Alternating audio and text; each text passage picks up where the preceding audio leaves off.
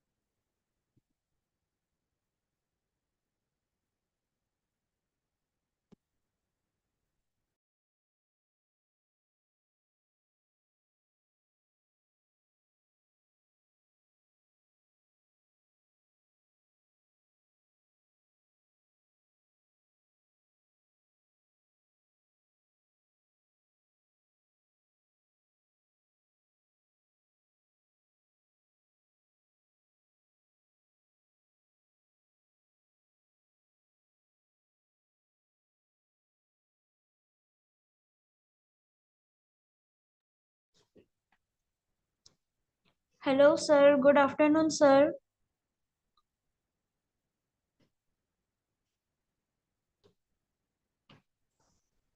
Very good afternoon. So here I would like to introduce Dr. Ravi Jhala, sir. Uh, he is the professor at Department of English, Saurashtra University, Rajkot, and he has 30 years of teaching experience, and he is working with the department since 2002. And he is awarded for 5 PhD scholars and 15 MPhil scholars. And he has published 2 books, and his areas of interest are Indian English literature, drama, post-colonial literatures, comparative studies, and translation. So, on the behalf of the department, sir, we warmly welcome you. Thank you. And now I hand over the session to you, sir. A very good afternoon to you all. Yeah, today's session is on Indian English fiction. So basically, it is a component part of your NET test. And all NET aspirants this year, they'll be added uh, students who would also be attempting at NET for their PhD. Sir, Yes, please. sir, Hello, sorry, sir, but your voice is not coming clear. properly, sir. Hello, is it fine now?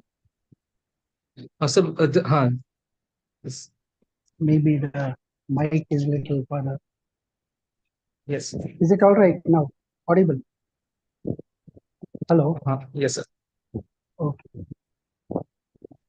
Yes, so added students would be those who are aspirants for PhD also. Right? In this little session of ours, I try to discuss or give you a little know-how of and about Indian English literature at large and specifically Indian English fiction. Fiction which includes novels as well as short story form, longer as well as shorter. Of course, the history of Indian English literature is very short, that is just 200 years, within which we see the development of all the uh, different literary forms. In case of India in general, and specifically, we can see that this was initiated with the Indian writers writing in English. So to begin with, of course, many of you and most of our universities have Indian English literature part of it, a few writers or few texts to opt for. Either at UG level and at PG level, you have elective courses. So that has become common now that every PG course does have a course in Indian English literature. In our department, we have it as an elective. So all through 4 semesters, students study uh, different phases chronologically, uh, literature that we call or that we term as Indian English literature. Um, when it is simply net, then very naturally there is a specific way to go about to prepare for net. And first thing that every one of you must have done till now is that you would have gone through the old net papers and particularly last 4 5 years question papers. And what did you find? Here, probably most of you, those who have gone through, they know. And I just set example through the last 2 years question papers and the component space given to Indian English literature so that we are clear.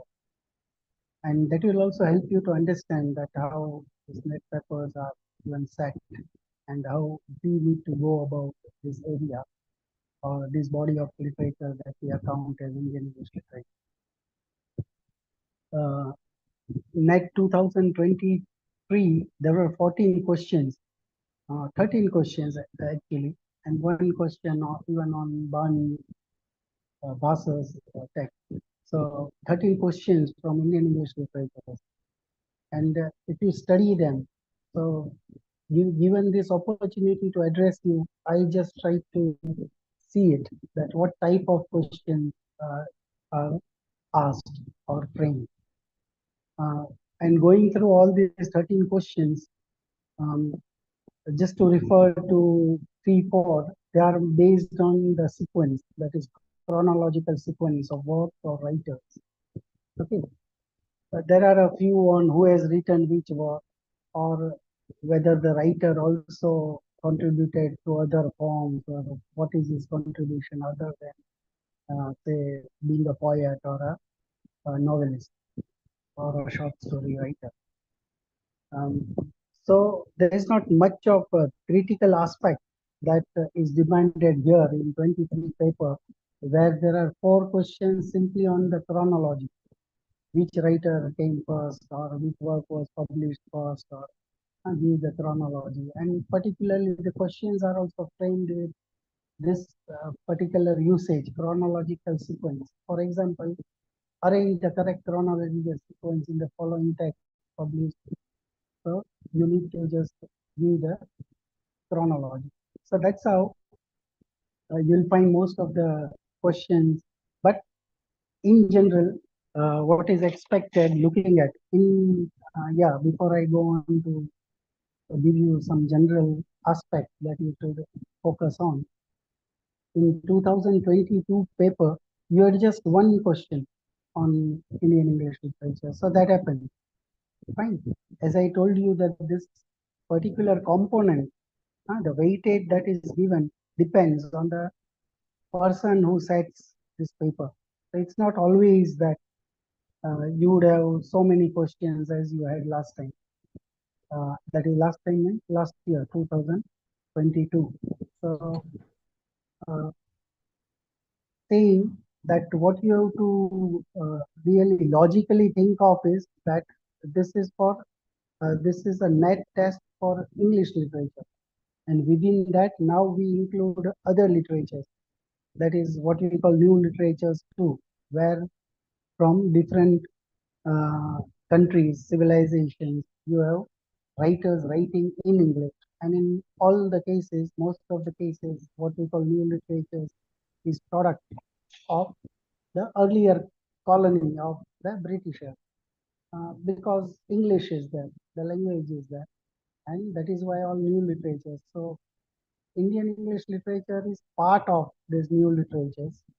And if this is a test for English literature, then very naturally, if you look at the history of English literature, then every century you have a period. Fine. For example, medieval might be a little stretch, then Renaissance, then you have neoclassical, Enlightenment, and all. And then you come down to the Romantic, Victorian. That is almost, you can chart it out as 1 century long period, even in case of English literature. Coming down to the 20th century, there you have writers from, that is non-British writers writing in English. And you have a body of even the Oxford English history books, literary history books. They also took the trouble to add a few pages on different literatures like Indian English literature to call it part of English literature. Okay. So that's how, if it is a matter of a century or two, that is the history of Indian English literature, all these new literatures is, say, about 2 centuries, then very naturally what you expect from each age in case of literary history in English, same goes with Indian English literature. So you might expect 4 or 5 questions on an average on Indian English. You can expect on Indian English literature. Now, the history is short and 200 years, that is the 19th century and the 20th century. And what I am to deal, or what we are going to discuss today, the topic today is Indian English fiction. So that again is restricted to the last century. That is the very origin of all fictional works from 1900, a little early, but 100-year history plus this 2 decades that we are living in. So it is almost half of what the history, the account you have to take. So keeping with the question paper that I told last year, that it is mainly the chronology of works in case of publications, and the writer in case of their practice, is one type of questions that is uh, found. Then which work is written by which writer? What are the other contributions? As I have said, one of specific question was A.K. Ramanujan, who is a poet, also contributed, and there was a question as a translator, as well as say teacher. He was also a teacher in University of Chicago. So this is how other contribution and character. These are specific. This is character specific question, uh, but they have avoided very specific characters. For example, the question in the last year was from Kanthapura, and in which uh, you are asked that Kanchama, which goddess is the character in Kanthapura. So character-wise, there could be a specific character, and which work comes up with this character, or where is it from. Then comes uh, one question regards awards, right? And we know that it is easily available on websites this day. You can just click and find out, uh, even from a simple Wikipedia search, that which writer won which award in which year. And here, when it comes to literature, mainly uh, we might feel that it would be uh, probably Booker's and Nobel. Fine, that is there. So you should keep in mind the Nobel Prize winners as well as Booker's winners. And in case of Indian English literature also, there would be a list and available. And I'll also, while we discuss it chronologically, the writers, uh, I'll keep mentioning.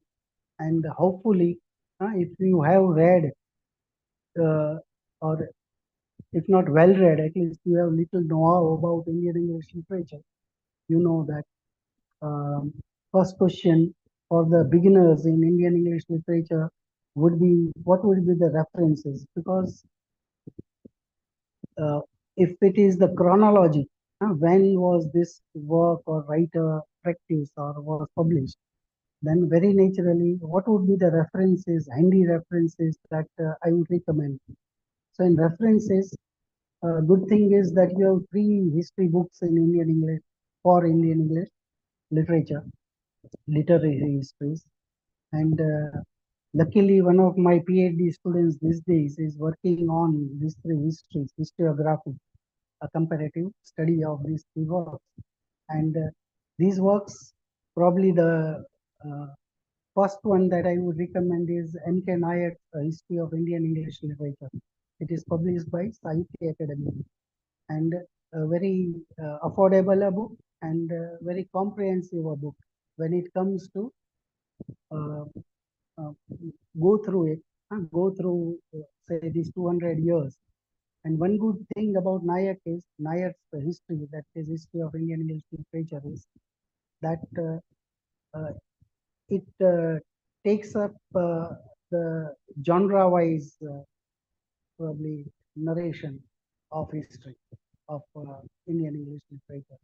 So genre-wise, you'll be able to mark, period-wise, you'll be marked that, say, for example, in the 19th century or early 19th century, beginning of the beginnings, what was, who are the uh, very very central writers, what did they contribute in?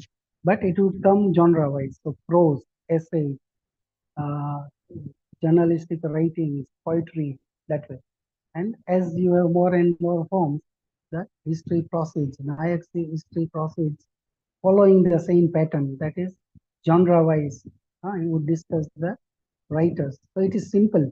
in a way. It is handy also. If you look at the pages, number of pages also, it would be easy to go through, refer to it, and the so go for it. Of course, it does stop all these three histories. They stop somewhere. You might not have much on the 21st century writers, but for our sake, that is our purpose. I think this is one of the best history books that you can uh, go through. Second is Iyengar's, Srinivas Iyengar's Indian Writing in English. Uh, and this is little bulky, plus uh, it is the first. Fine, it was the first attempt. He did not have a model before him as Nayak had, and it was a big project in his Andhra University uh, that he compiled this history. That is Indian writing in English. And you will have pages and pages for a few works which are discussed, critiqued, or analyzed in detail. For example, there are poems which are discussed stanza wise, that are quoted also, and line wise, stanza wise, they are analyzed. So, this is what you will find in Indian writing in English. So, little bulky, little lengthy, and if you want some work, you want details on some work, little more details, Srinivas Iyengar's Indian writing in English would help out. Fine, because all major works are discussed there in little more detail than what you'll find in Nayak. And the third is Illustrated History of Indian Literature in English by Mehrotra, Arvind Krishna Mehrotra. And this is the latest. This is an edited history. It's not authored by Arvind Krishna Mehrotra. So there are different chapters which are contributed, or the writers, different writers have contributed to different phases in Indian English literature.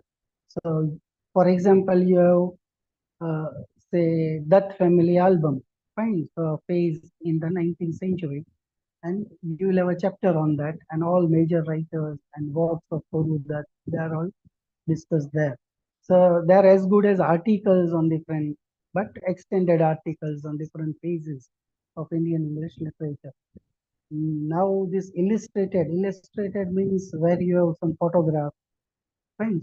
For example, there used to be a photograph in the chapter Gandhi and Nehru photograph, but now they have a publication without. So it is History of Indian Literature in English by Mehrotra, the same history book, again republished without illustration. So that would be little handy, and there will be chapters. So this is basically the few references that every student of Indian English literature, or every aspirant also of NET, or those who are interested and want to go further, uh, this references, three history books would help.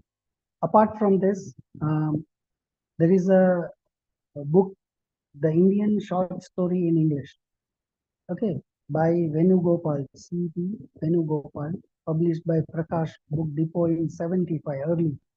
So, early short story writers, they are well discussed there with their works and attempts, very good analysis of their works as well as their style, their contribution is part of Venugopal's Indian short story in English.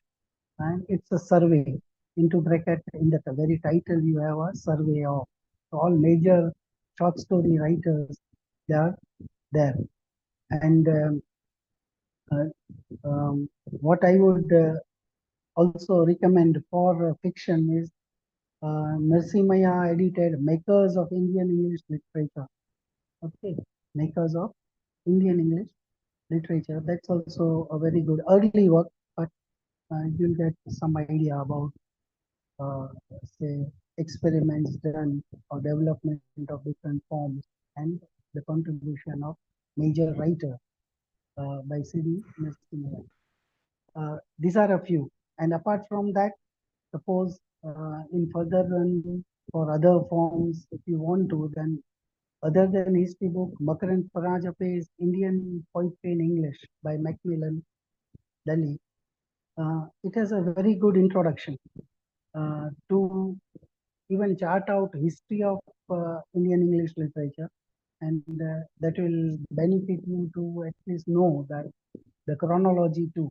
Of course, it is specific to poetry, Indian English poetry, but then too, uh, you'll be able to at least grasp that the chronology, and right from the origin to whatever the modern as well as up to now contemporary developments in the form are. Okay, so to begin with a statement of Makaran Parajape, he says the precondition for emergence of Indian English literature was Indo-Western encounter. There is no denial or there is no need to discuss this. As well as the same goes with different Western forms that were introduced in this 200 years in India and elsewhere just because of the British presence. And so is the case with our vernaculars or what we call our own regional languages as well as Indian English literature. So it was Indo-Western encounter that was a condition in which the Indian English literature emerged. And for that, every student should have a little interest or know-how of Indian history, but naturally that you should have a little knowledge about Indian history, Indian culture, Indian uh, historical phases that could be social and political aspects that go with Indian history.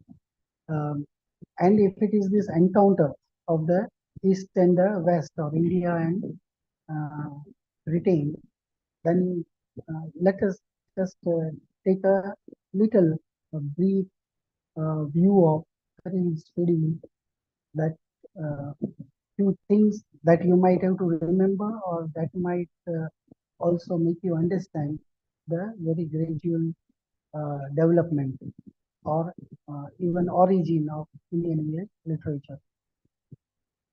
First thing is that it is as back as 1498, yes, that Vasco da Gama lands in Kerala.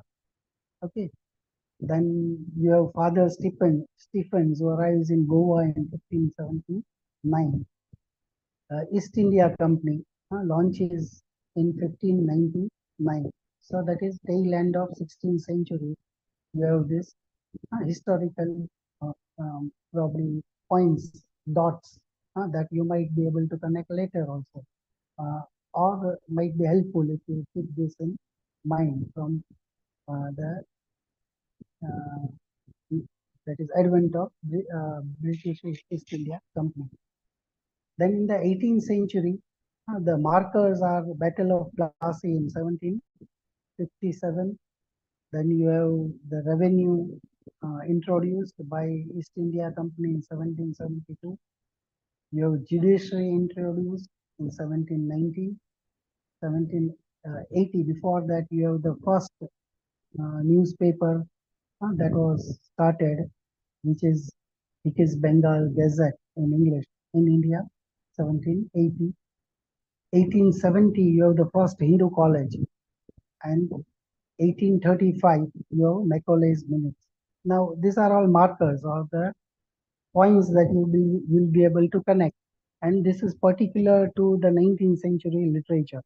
Our purview is mainly fiction today, or will cater to uh, uh, the origin and development of fiction and the contributors, keeping with the questions, types of questions that you can expect in net. Uh, so, uh, very naturally, fiction form, if we take account, it is by the end of the 19th century. 19th century, historically, even literary histories, cultural histories would regard it as Renaissance in India. This was a Renaissance period. and many parallels can be drawn with the European or particularly British English Renaissance. Same things parallelly, whatever happened there, and that is why this term Renaissance, it is problematic, as Aurobindo himself came up to write 4 essays or a book now, that is Renaissance in India. So 19th century is regarded as the century of Renaissance in India, awakening. Fine. And by the end of the 19th century, we see that gradually uh, uh, from non-fictional prose forms to poetry, what we have is we turn to the fictional works. Uh, let me take a break from this before we go directly to the prose form, because a few things need to be clarified, and all of us should. Because when I say in few universities, you might be calling this body of literature as mm, Indian writing in English, isn't it? Indian writing in English. What we have termed for this lecture, or which is now commonly used, is Indian English literature. So whether it is Indian English fiction, Indian English poetry, this is how we frame it. Instead of calling it Indian writing, fine. So that was an earlier usage, valid usage, but now it is not much used. Okay. So let me just for 2 minutes discuss this aspect. So even if there is a question regards this, different nomenclature that this area has got, that is Indian English literature has had till now, it has its own history. Fine. One probably nomenclature earliest to begin with, because Indians till the time they had not acquired English to a state that they would employ it for imaginative, creative writing. Very naturally, it is the Britishers here in India who are writing in English on Indian. Okay, so the subject matter was India, and but written in English. So this body of, or earlier, there was a term used, that is Anglo-Indian literature. But this is basically English writers. Who are Anglo-Indian writers? English writers writing on Indian subjects or Indian space, reality, life that is around them. A few writers, just to mention: Edward Farley, Autumn Meadows, Taylor, Flora Annie Still, E.M. Foster, Rudyard Kipling, Moloney. These are Kipling, all of you might know because of course, I don't expect a response here. This is a problem with online. Uh, but yes, you know, Jungle Book and Mowgli and fine. So this is Anglo-Indian literature. And the second term or name that you will come across is Indo-Anglian literature. Now, Indo-Anglian literature was a word or coinage used by Cousins, James Cousins. Okay, and same was used by Iyengar when he lectured. And the initial phase, this is how it was used parallelly with Indian writing in English by even Srinivas Iyengar. And those who have gone through Srinivas Iyengar's, he has a few pages on explaining that how he would use uh, the nomenclature Indian writing in English, which is as good as Indo-Anglian literature coined by James Cousins.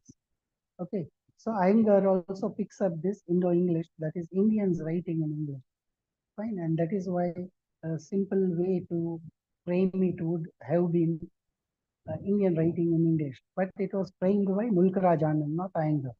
Mulk Anand first used this nomenclature for Indo-Anglian literature, and that is Indian writing in English. And today you have Iyengar's history book, which is titled as Indian English literature. Sorry, Indian writing in history of Indian writing in English. So that's the basic difference between Anglo-Indian literature, Indo-Anglian literature, and how it is the same when Mulk Anand uses or frames it as Indian writing in English. Okay, but as I told you, now in currency, now everyone, for so many reasons, use Indian English literature. And M.K. Nayak also has titled his history as History of Indian English Literature. Fine. There can be question on this particular thing, whether on the title of the history books, who has written who, and all that. So you can keep this in mind, but your understanding might help. More important is not these questions in that, but your understanding that what is little difference that we find in this nomenclature and how we understand it and where do we use it, and when we use it, is it appropriate? Okay, so MK Nayak picks it up, and uh, this is just because of after post independence, what you have is that you have the inception of the Sahitya Academy. Okay, and Sahitya Academy was established for Indian literature. So all Indian literatures in different languages. And even today, what Sahitya Academy does is that it translates and it publishes uh, articles as well as translation on Indian literature. That is now Indian literature and Indian English literature. Indian literature is inclusive of all. Hello, hello. Is that yeah? So Indian literature. When we say Indian literature, then you have all uh, literatures that is written in all Indian languages. Say, for example, Marathi, Gujarati, fine. So you have Gujarati literature, you have Rajasthani literature, Hindi literature, Bengali literature, Marathi literature, and all this together form a body of literature, what we regard Indian literature. So Sanskrit literature is also Indian literature. Now the problem is uh, these are all Indian languages, but when there is a body of literature written in English, how we put it? Okay. And that is why when we say Indian literature, the only simplest and logical way out was that you add specifically Indian English literature, English to it, so that it is like Gujarati literature. You need not say Indian Gujarati literature, fine, because Gujarati is Indian language, and so it goes without saying that Gujarati literature is Indian literature. It's not the case in English literature, because if you just say English literature, it doesn't sound to be, or it does not give you a clue that it is regards Indian English literature. And that is why we have this nomenclature post independence, that is Indian English literature, IEL. Earlier it used to be Indian writing in English, and now you have, now means you always can use Indian writing in English. There are universities and departments.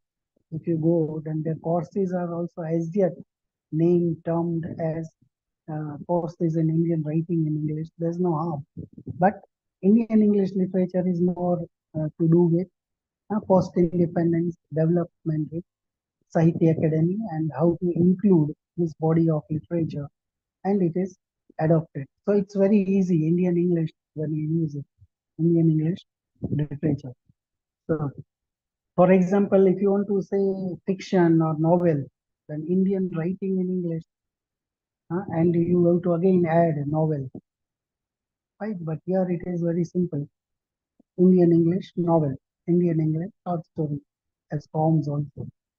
And um, one more thing, um, I would not take much time. So this was about nomenclature, and you can expect with your understanding that what could be uh, a few things that will help you to not just answer a question, but to understand.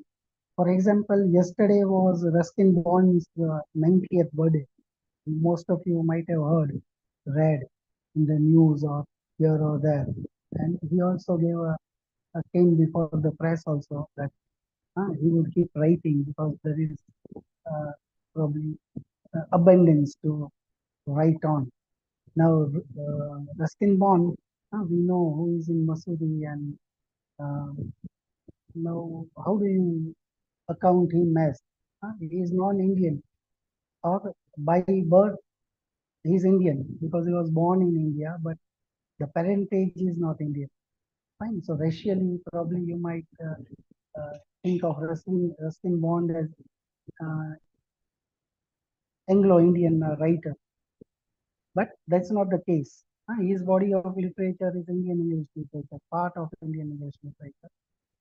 He's two generations now in India, which is not the case of, say, our Indian history, where Britishers stayed back in Africa and other colonies. What happened historically was that the whites, they stayed back. There were settlers there, and for generations they had cultivated land, and accordingly, the next generation after the independence of that particular country or colony, they settled there. So they stayed back. That's not the case with, but yeah, Ruskin Bond is in India and has been writing on India, children's literature mainly, and all of you know him, one or the other story. You might have had even at primary school level curriculum. So that is, and apart from, say, Ruskin Bond, one more problem with uh, that, uh, say, Rabindranath Tagore. Okay, now his novels, when we are discussing fiction, and he did not originally write anything in English, short stories, or he translated most of it, but it was a translation. Fine. So even the history books, they do take note of Tagore because he's one novel, Gitanjali, and all that. Uh, Probably uh, contribution to literature, world literature, not just Bengali. So he's taken note of, but he's not taken note of as Indian English writer. Mind well. Fine. We might have Tagore's works at UG level, Gora and all, so discussed and all. But these are the novels that are originally written in Bengali, and many of them self-translated, and others they are translated by others. So this is a body of literature, what we account as Indian literature in translation. Okay, so that would not fall under Indian English literature, but you never know. Okay, what the criteria of the paper setter is, or our take is on writings of Tagore. Uh, the problem is, or how problematic it is that all of you have studied Kannada, Girish Kannada. Okay, in case of Girish Kannada, he has written everything in Kannada, all his plays. He's a playwright, and any question in math, there always would be Kannada who would appear for one reason, because he is the sole dramatist. Sole means on whom something not something, much, uh, the contribution of Kannada when it comes to drama. And that is why, even though Kannad has not written any play originally in English, he is taken note of, or he is always regarded as Indian playwright. Fine. So this is something that doesn't settle so easily. That why Kannad is, he has also self-translated like Tagore. Fine. Tagore is also there in the curriculum, but in case of Kannada, he is established or central, very important canonical Indian English playwright. Okay, that is accepted by all historians or our literary historians. So this problem is there, but you keep in mind, probably in further run there will be solutions um, to this problem or this question that we are raising right now. So these nomenclatures and the problems that go with, and a few issues that have always followed Indian English literature. Say, for example, Breach Kachru. He says that all Indian English literature is translation. Neither side is self-translation or Tagore and Kannad. But uh, when a person is writing in a second language, not the mother tongue, it is always assumed, and to a great extent, it is a fact that one creatively or imaginatively can take a flight in one's own mother tongue rather than however well you have acquired.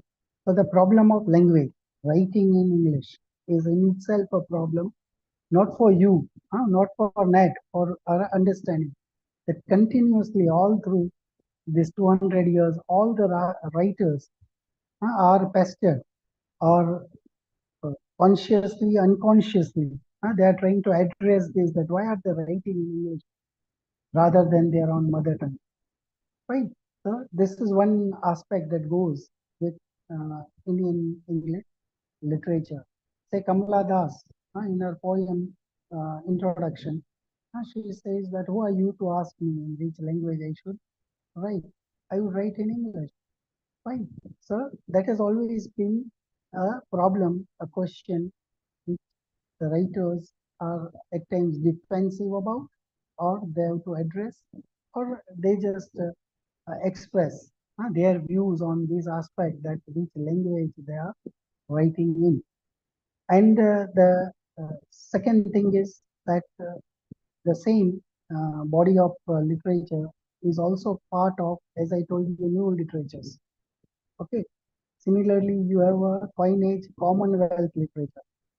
Okay, there is a Commonwealth Prize for literature also. There is Commonwealth Games also, which is so popular.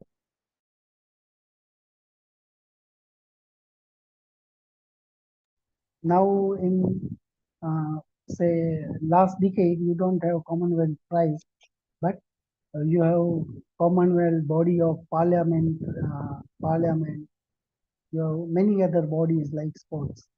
So there used to be, and much funding also went into Commonwealth literature, which now uh, we call it new literatures.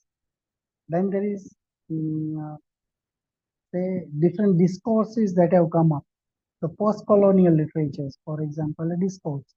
So Indian English literature very naturally lends to this discourse. That is, it is a fertile ground for post-colonial studies, interpretations.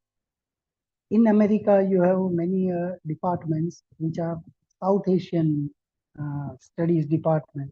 Fine. So this is a very recent coinage, that is South Asian literature. We know what South Asia is. Basically, it is India, Indian subcontinent we used to call it, but this is American coinage. South Asian, little, it's not, it is political, fine. And that is, rather than giving importance to Indian literature, they would regard it or call it South Asia. So you don't have to call it Indian. Otherwise, in South Asia and literatures or studies, and the studies is in all different disciplines. And with literature, uh, probably 80% of the works that are written, analyzed, or body of literature in and around literature is Indian English or Indian literature. So, but then too, historically, geographically, even the geographical space, if you see, then all other nations are so small, South Asian nations, that you cannot expect them. There can be very important writers, but this is a new coinage, that is South Asian literature. So Indian English literature also would be part of when it comes to the South Asian studies or literary studies. So this was just to give you a little hint of that how uh, you to think of Indian English literature and what is its nomenclature, and how historically you have to think in terms of the origin, development, and introduction of different forms and contribution of different writers. And today we'll just take a few major writers because in the given time, and particularly fiction, both longer and shorter fiction, we'll have to handle a few things. So once again, coming back to chronology, literary histories, let us first have a look at the periodization that you have in Indian English literature so that you will be able to place the writers and the works in the framework that we have from different literary history. So mainly accepted or uh, very logical scientific way to look at this history of Indian English literature. You can periodize it. First, let us take the uh, history of India, a history of Indian English literature by M.K. Nayak. How has he periodized it? How he has done it is that he calls the earliest period as from the beginnings to 1857. Okay, from the beginnings to 1857. That is the first war of Indian independence, 1857, reaching their coinage mutiny. So that's the first period, according to Nayak, that up to 57, if you see, you can uh, look at this as the beginning of Indian English literature. The next is, according to Nayak, 1857 to 1920. He calls it pagoda. This is where we are going back to past or after reawakening. We are trying to probably have the confidence in ourselves with um, probably the leaders or thinkers as Vivekananda, Arvindo, and Gandhi. And from 1920 to independence, that is 1947, he terms it or names it, calls it Gandhian worldview. Okay, that's what his nomenclature of that period is. That is Gandhian period, and this is common in all Indian literatures too, because it is ultimately Indian history, and this is the period 1920 to 1947. It might go 5 years here and there, but this is a period where there was Gandhian influence on all wakes of life, including literature. So, it, say, take the case of Gujarati literature, Hindi literature, or any Indian uh, literature in any language. This particular period, that is the first half of the 20th century, is Gandhian period or Gandhi Yug, as we call it in our history of Gujarati literature, Gandhi Yug. And the same name applies to almost all Indian language literature. So here he calls it Gandhian whirlwind. So he has swept everything. So that is the period 1920 to 1947. The next to contemporary times from 1947 to today, he calls it the Ashoka pillars. That is, Ashoka as a symbol, even as a national symbol, you have the lion. Ashoka pillars. So this is how Nayak calls it. But I would say that along with this, if you keep in mind Makaran Parajape's periodization and the anthology of poetry that I just mentioned, Indian English poetry by Makaran Parajape, he attempts at periodizing, and this is more logical. This is more to do with the exact way to look at. So let's just very briefly look at that how he has periodized. The early, that is 1825 to 1900, that is at a straight the whole century, 19th century, that is the Renaissance period in India. He calls it colonialism. Okay, that is colonial period in India. So he terms it as colonialism. So all literatures written has some or the other aspect or something to do with the colonial or British presence. Second period is 1900 to 1900 to 1950. that is nationalism. He terms it as nationalism. It is the period of Indian freedom struggle too. Okay, so he cuts it through, rounds it probably from 1900 to 1950 up to independence, not exactly 47 as is the case with uh, Nayak, but 50. And from 50 on, 50 to 1980s, he calls it, names it modernism.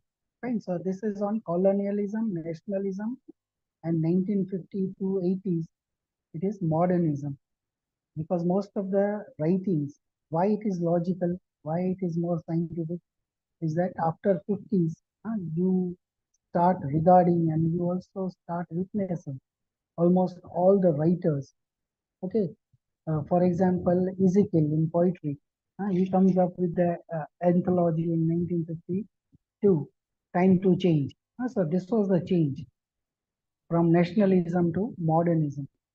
So this is modernist or modernism in case of Indian English literatures, 1950 to 1980s and 1980s to now, contemporary time. You have postmodernism.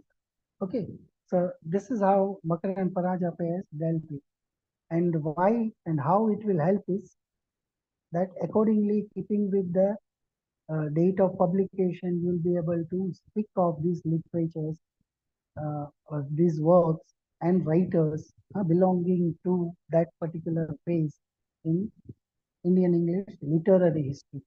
Okay, whether they belong to the colonial, they can be assessed as colonial, nationalist, modern, postmodern, and Nayak's probably is keeping with very much historical, because we have the dates like 1857, 1947, very precise dates, something to do with real history, Indian history, rather than literary history.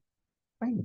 So that's how, keep this four terms in mind, which are so well used today by us for our analysis. That is colonialism up to 1900, nationalism up to independence or 1950, modernism 1980, and 1980 onwards, your postmodernist uh, writers. So this is in brief to tell you that uh, how uh, it can help you generally.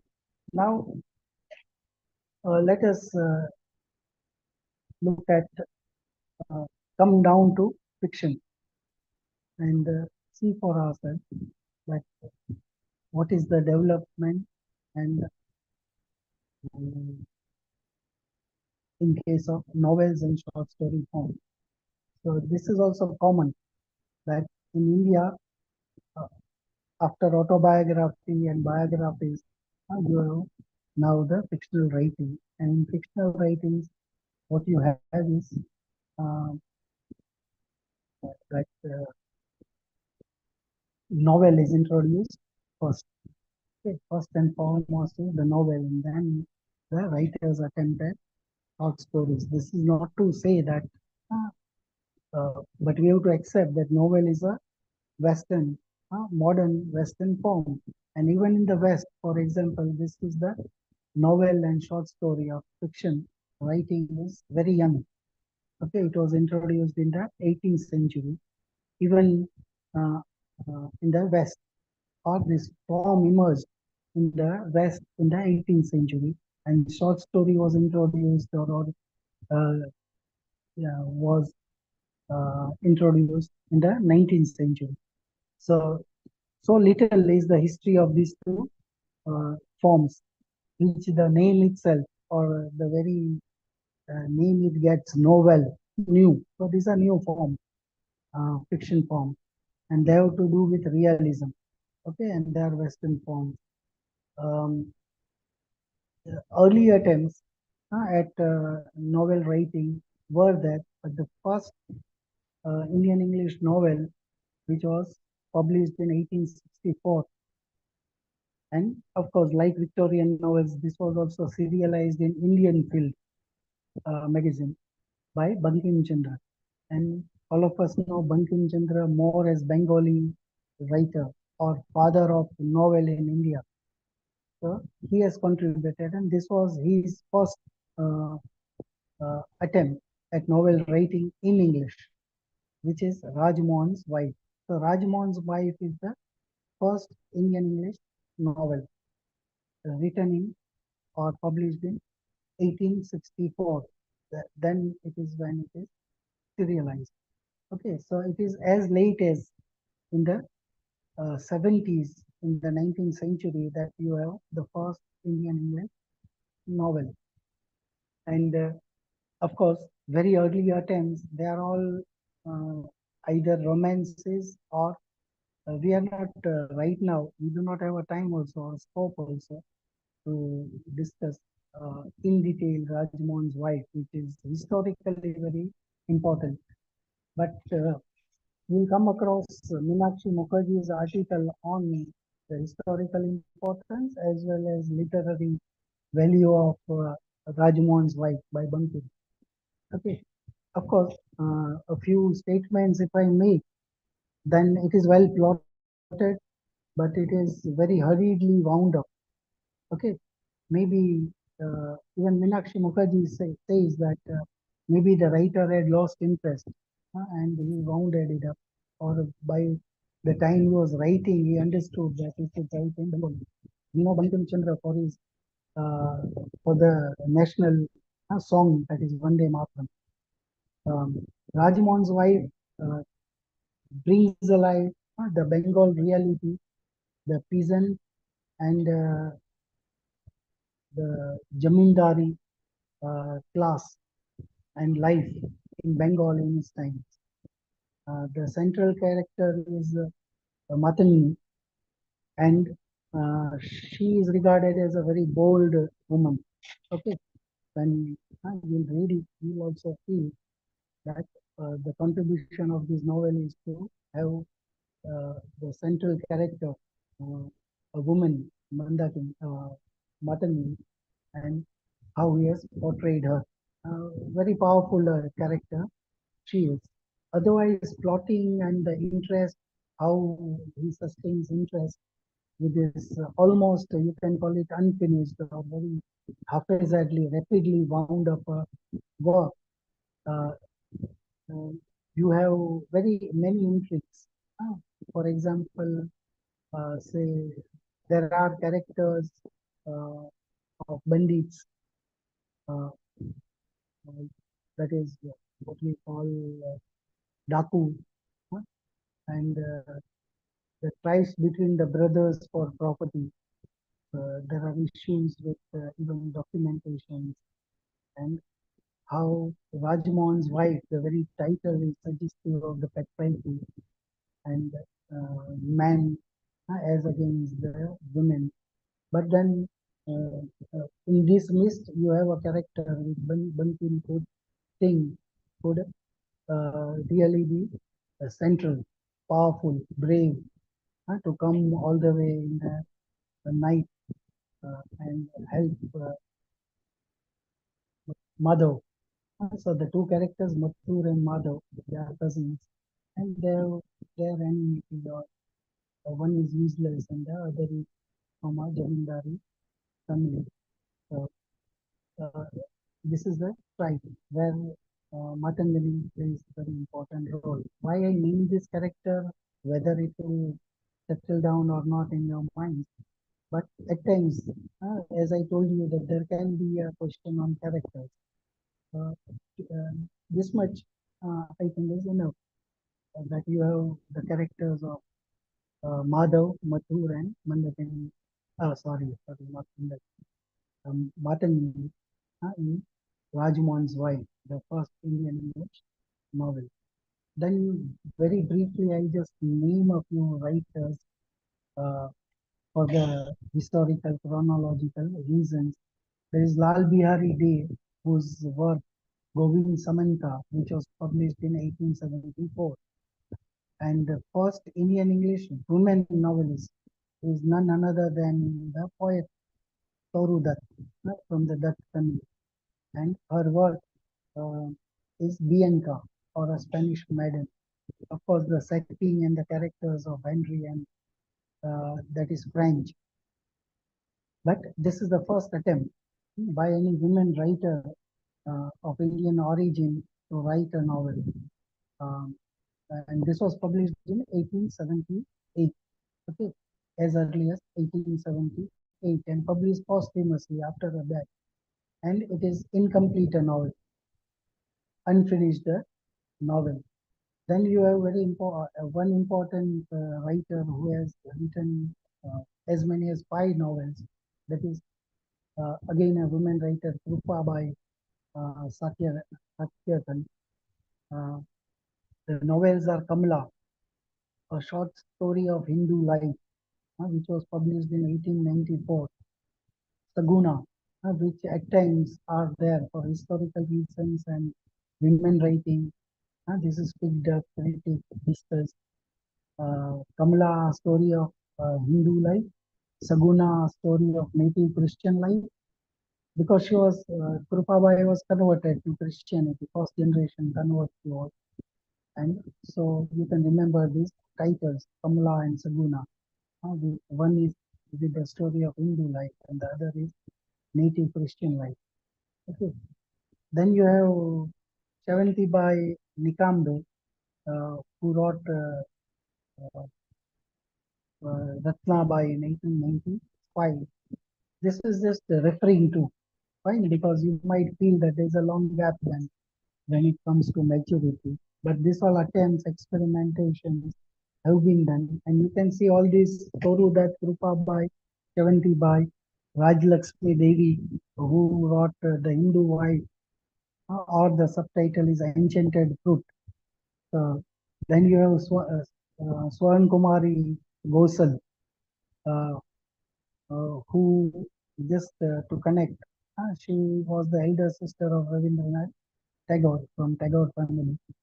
Swaran Kumari, Swarna Kumari Gosal, and she has written 3 novels: The Fatal Garland in 1910, Indian Love Story in 1910, and Unfinished Song in 1930. So we are coming down to 19, that is 20th century now, the first decade, second decade of the 20th century. But in between,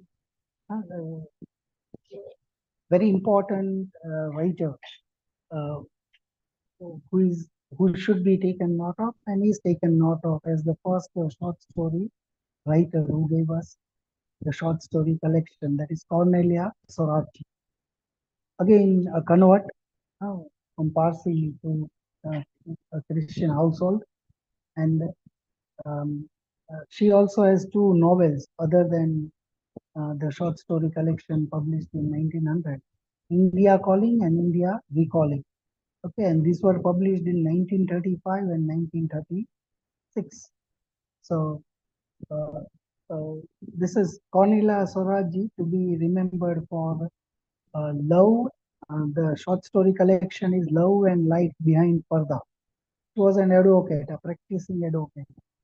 First woman to have a this LLB degree, and she was practicing a lawyer. But of course, she did not go and advocate for the clients. Instead, she met women and their problems, and she studied their cases and gave a feedback to the lawyers who are again uh, for the women who are suffering. So this is how she met women, and from their tellings, she has a collection of short stories, that is Love and Light Behind Parda, that was published exactly in 1900. Okay, so that is a seminal work to think of, just as Rajmohan's wife as first Indian English. This is the first anthology of short stories by Cornelia Sorabji in 1900, exactly in 1900. In South India too, you have a few writers who uh, few who are part of literary histories who are mentioned. That is Raja Maya, whose work True Greatness of Vasudev Shastri, in 1990, sorry, 1896, 98. Then you have an important writer, A. Madhavya, who has written 5 novels as well as short stories with a social backdrop. Uh, Novels to mention are Satyananda in 1909, Clarinda in 1915, Illai Govinda, which is much discussed and well known also, in 1916, and Lieutenant Panju, a modern Indian. And that was also written in 1915, but published very late in 1935 because of the dispute between the publisher and the printer. So this is A. Madhavya. So looking at the bulk of or the output, he's important writer Madhavya from Tamil Nadu. You have S.M. Mishra, uh, who has written Hindu Fort in 1919. This is East and West uh, probably conflict that he brings in the colonial period. That is 1919 Hindu Fort. Like any other name of any other place, he fictitiously speaks of the town as Hindu Fort under the colonial rule. You have S.K. Ghosh, whose work is The Prince of Destiny. And this is also a novel, again published in the same year, 1990. Sorry, 9. Both Hindu Fort and The Prince of Destiny, 1909. This is once again Indo-British encounter type of novel, East and West encounter. So now we come down. This was a rapid view of right from historically the first novel to a few important writers who have contributed. I might have missed some, fine, but probably for the net sake, these are a few names that at times you never know might pop up uh, for the question. Now, by 1930s, you see that the prose and particularly uh, the writers employing the social realism uh, directly to do with the Victorian social realist text, but with the problems, social problems in the society, social entangles, social relations, most of the time. But in the 40s, what you have is that maturing of the fictional form or novels and short story form. And those who have a little study of Indian English literature, they know that what I'm now going to or mention, the writers that I am going to mention. It is 1935 that you have three giants or the trio as we call in Indian English literature. And all of you know, most of you would know who the trio is. R.K. Narayan, Mulk Rajanan, and Raja Rao.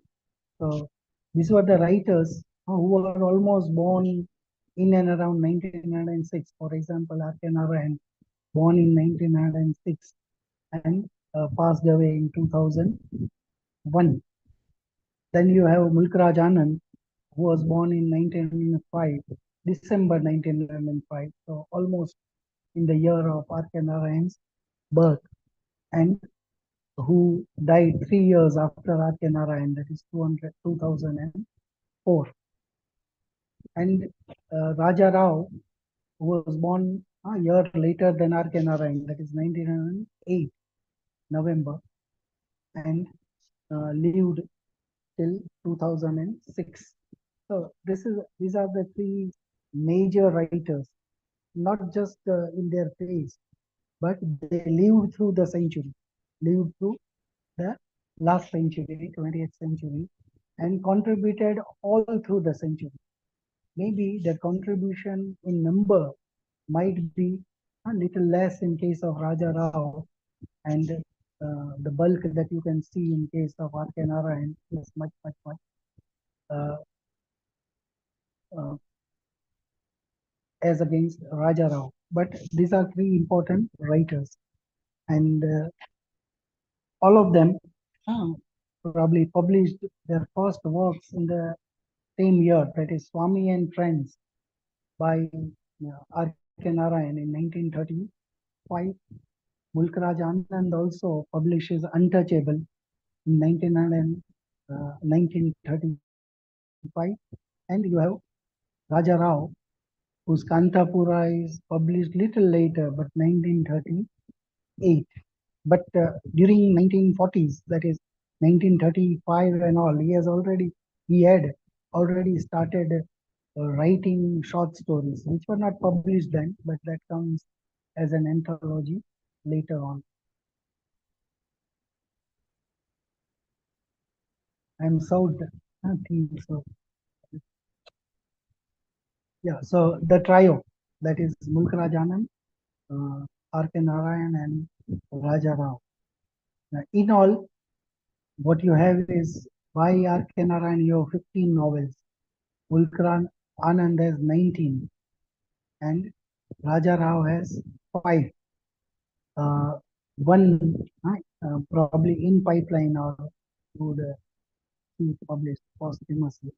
But as on now, you have Raja Rao's 5 novels. Yeah, it's not possible that we expect any student to read so much for net particular novels and all that. But a few names, Swami and Friend, and what R.K. Narayan is known for, what Mulkaraj Anand is accounted as, or most of the interpretations you have in case of Mulkaraj Anand's works, and Raja Rao is known. Better it would have been if it was uh, not virtual. uh, then I would have got a little response, known that how much have you read in case of this very important Indian English writers, novelists, and short story master narrators.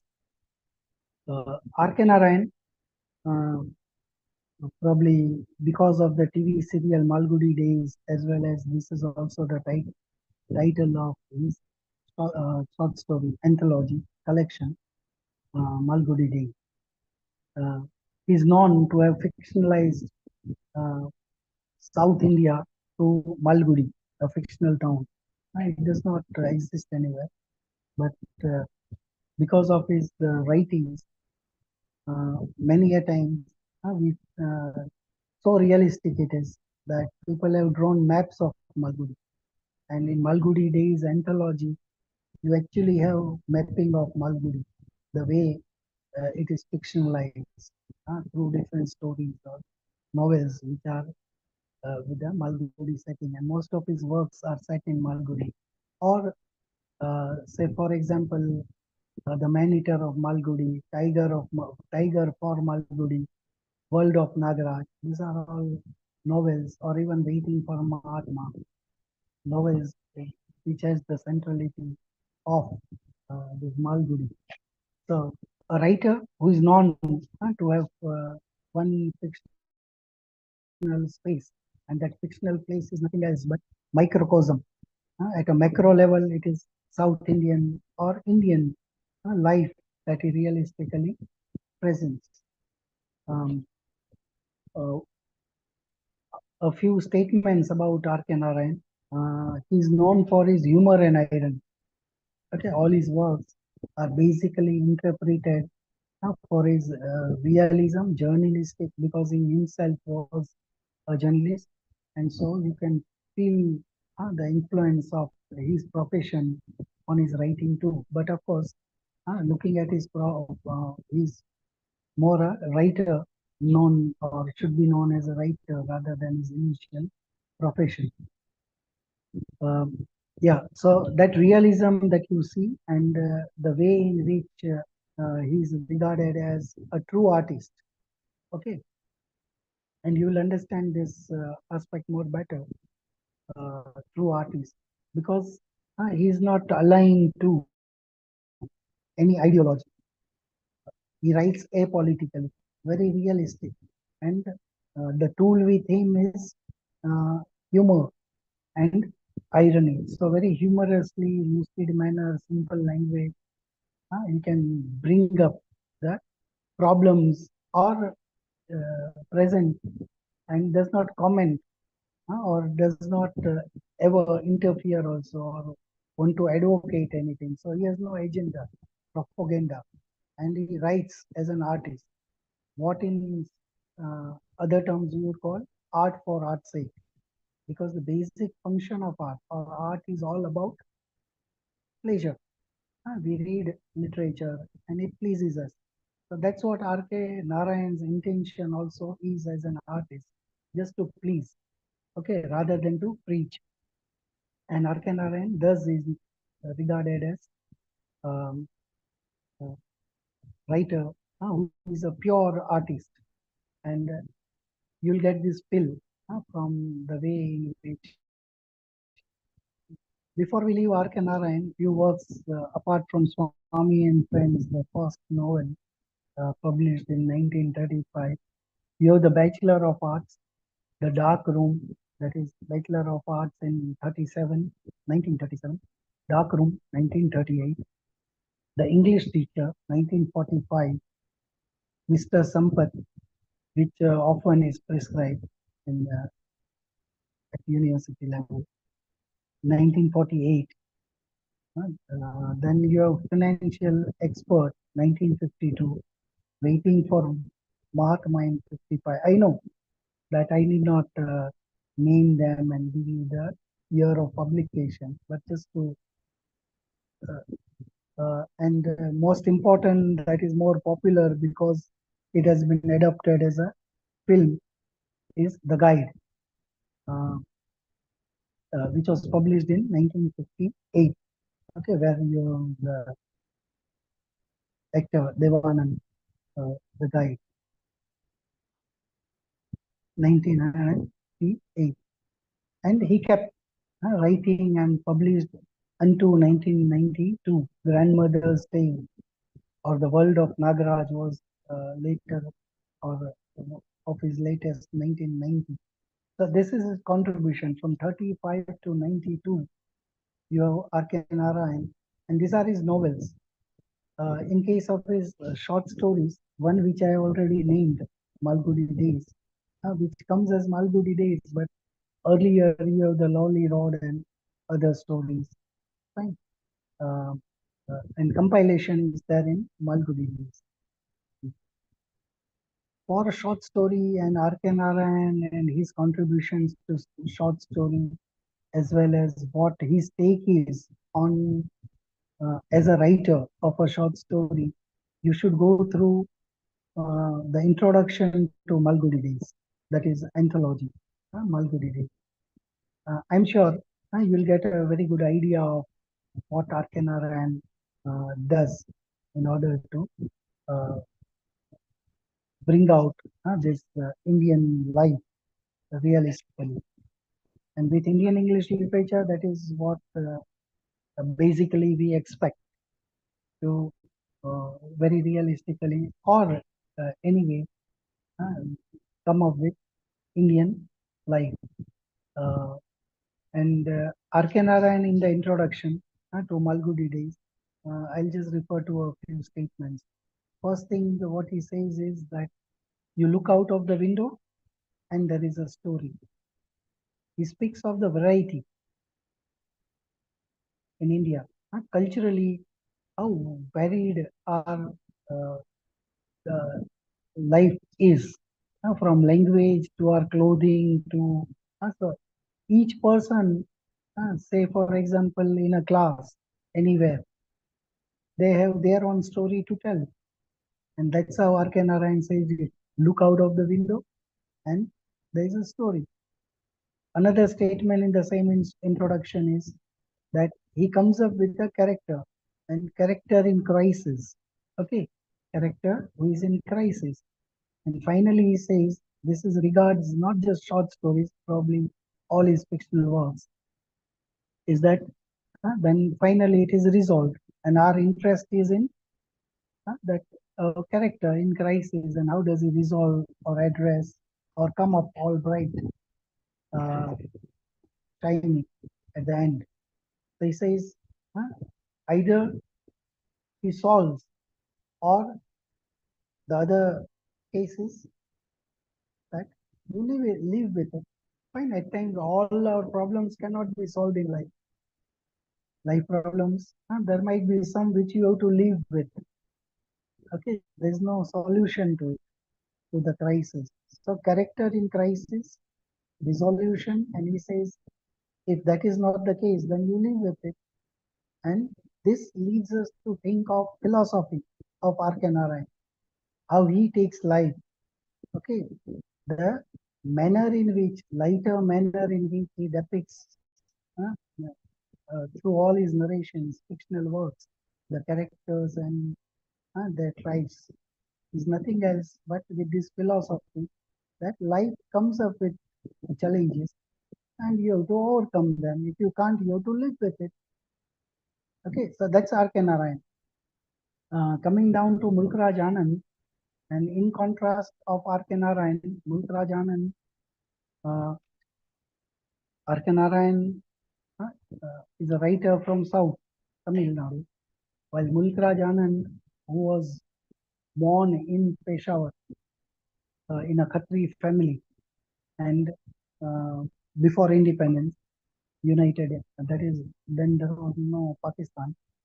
So in Peshawar, and then the family post independence or after the partition of India, they came down to this side, and that is Punjab. So it's a Punjabi family, Khatri family, uh, who studied abroad in Cambridge and coming back or even there with the circles because he was in contact of many writers. He personally went on to meet Yeats and Russell in France, and even Virginia Woolf and the circle had very derogatory remarks on what he was trying to attempt at, because in those days, 30s, he had come up with the idea of writing what now is untouchable, published in 35. Right? So it is Russell who advised him to go to live with Gandhi for a year and then write the work for the downtrodden. Yes. So if R.K. Narayan is not ideologically married and is a pure artist, Mulk Anand is a writer who is a progressive writer. That is, who is wedded to or uh, who has a left lineage. All right, Marxist socialist. He's part of the movement, and not just that. That he was part of or president of Progressive Writers Association in India, but he also helped in drafting the manifesto of Indian Progressive Writers Association. Okay, so all his writings are writings with purpose, and that is why uh, if you take note of his writings, they have a realism that has something to do with the lower uh, downtrodden people. And so you have uh, the novels as the first novel by him, Untouchable, which was revised with the comments after Gandhiji read it. It was approved and then it was rewritten. Even the language was keeping with what Gandhiji advised. Because for Gandhi and Gandhian influence during the Gandhian period in all Indian literature is that write in simple language that the last person, a peasant, understands. In Gujarati, because originally what he addressed in one of the uh, Gujarati Sahitya Academy program in Rajkot, Gandhiji himself has said that uh, what do we,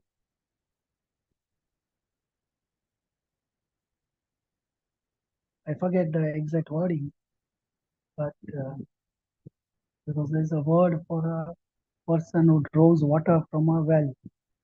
એને સમજાય એવી ભાષામાં લખો એટલે that is the last person in the society, even in the cultivating land, should understand and write in that. simple language. So that was the influence of Gandhi. And you will see that also in case of Mulk Rajanan, and particularly in case of his early works. But so Mulk Rajanan is a left-leaning progressive writer, and so just to have a look at other progressive writers in the Gandhian age, writing uh, uh, the social realistic text, and that too with the Indian setting. And in Indian setting, very naturally, you have different social aspects to address, and untouchable was one, that is casteist differentiation and the class classification. This is a very seminal milestone work, Untouchable.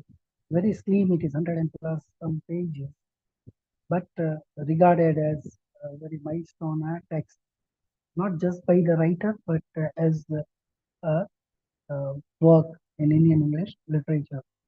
It is a modern text. You will find many interpretations. Of course, the social realism is always there. Casteist politics is always there. But as a modern text, because Mulk Anand, who studied abroad and who was with the modernists then, very naturally, Untouchable is a work which is coined as life, one day in life of its protagonist Baka. One day. Now, this might remind you or connect you to some other modernist, high modernist central milestone text. That is Joyce's Ulysses. It is there is Stephen. One day in the life of, and here too it is one day in the life of the protagonist, that is Baka. So that is Untouchable. Structured, that is a mammoth work, Ulysses. Hardly anyone reads. So difficult it is to read. As against that, how simple is Untouchable, but when we speak of it, the structure and all, one day in the life of. So remember this, published in 1935. Other works, just to name and to, at times, even if you don't know the name, by the titles itself, if they have something to do with this social problems, you might be able to connect or guess also that Arkenarayan cannot write a novel, Kuli or The Village. Okay, Sword and the Sickle. Now, this cannot be a title by R.K. Narayan or even Raja Rao. Sickle. Okay, because sickle is also in the symbol of the communist red flags. So across black waters, big heart, seven summers. So as I told you, there are 19 novels by Mulk Anand, and beginning in 1935, uh, his last work, that is Reflections on White Elephant, was published in 2002. And the earlier than the Nine Moods of Bharat, novel of pilgrimage, in 1998. So he is also, like R.K. Narayan, the trio, even the Mulk and Raja Rao, all of them kept contributing all through the century and up to the turn of or beginning of the 21st century. There are confessions of lover, mourning face, dowry, death of a hero, uh, then the road, the old woman and the cow.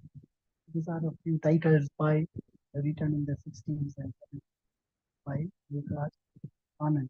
So R.K. Narayan, a pure artist, Ulkraj Anand, the progressive writer, and now we come down to Raja Rao.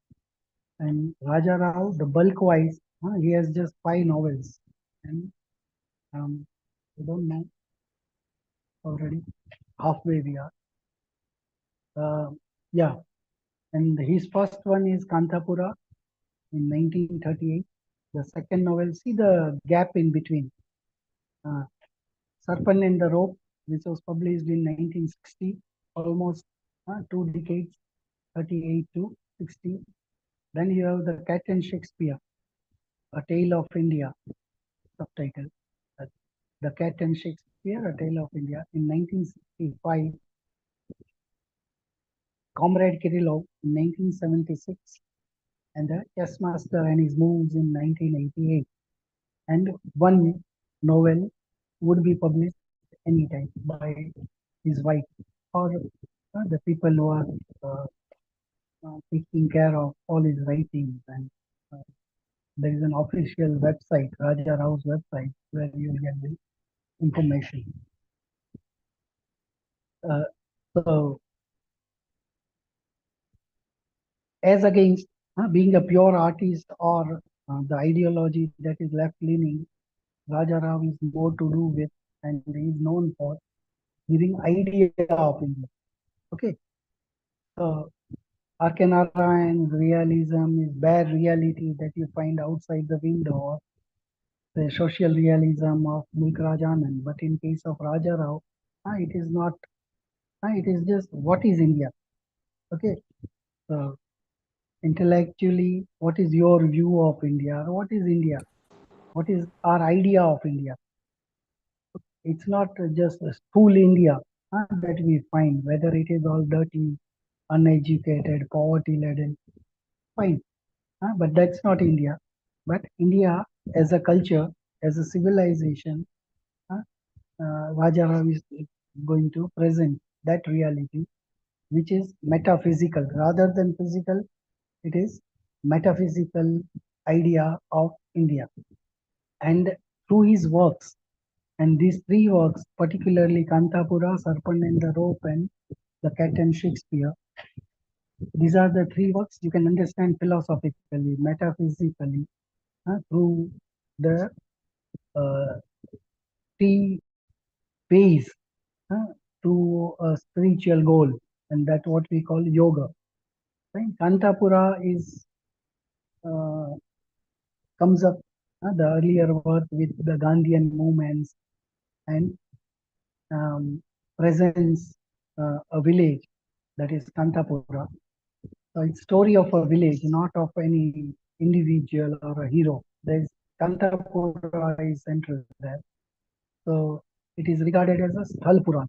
Right? And it is written in a mode also. The style also is of a Sthal Puran, where you have an old grandma. If you remember the Wuthering Height, there was a narrator, inbuilt narrator. Here also in Kantapura, you have an old lady from Kantapura who is narrating you the story of Kantapura, that is people of Kantapura, what they went through during this freedom struggle following the Gandhian ideals or ways uh, for freedom. So not freedom just the political freedom, but that freedom was a spiritual, had a spiritual aspect too. So the main character there is Murthy, and story revolves around, of course, Murthy, who comes and introduces Gandhi's views in Kantapura. So this is one such Sthal Puran, and uh, the language, as against the earlier writers in Trio, you have the language which is much experimental, or you have a feel of a Kannada or Indian regional language in the English that Raja Rao uses. And Kantapura, uh, with Murthy's character, who is always in action, who believes in action, is very naturally interpreted to be a novel which centrally uh, is uh, based on Karma Yoga. Okay, Kantapura and Karma Yoga. Serpent and the Rope, 1960 publication. That is East and West encounter novel, where you have Ram, the central character, a PhD scholar like most of you students, and history student, and goes to France, and there he marries a French teacher. And there is a group of other characters who frequent in their house as well as on the campus with different ideologies, with different cultures, and they discuss. So this is more of a novel that discusses rather than describes. And that's true about Indian. Let me just build the last thing.